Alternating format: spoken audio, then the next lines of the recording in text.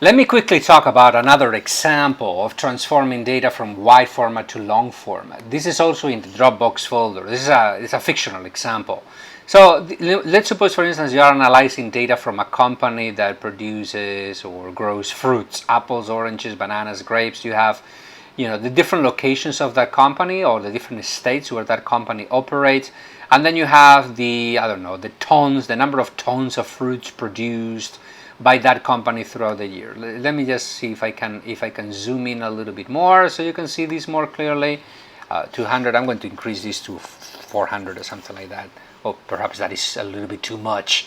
What is the data? Oh, here it is. Okay. Anyway, so again, this is an example of file that is in wide format, but it would be appropriate for analysis to transform it into long format because a state is one variable. Amount of fruits of each one of these fruits produced is another variable, but then the kinds of fruits is another variable, but that variable is not stored on a single column. Remember that one of the rules here is that we should try to store each variable on one column: state, kinds of fruits, amount of fruits produced. So I'm going to just click here, Command Option P. Again, multiple consolidation ranges. I will create the page fields. The range of the data is this range over here. Click to add, click on next, click on finish, and that will create the pivot table. And once the pivot table is created, I'm going to zoom in a little bit more so you can see what I'm doing.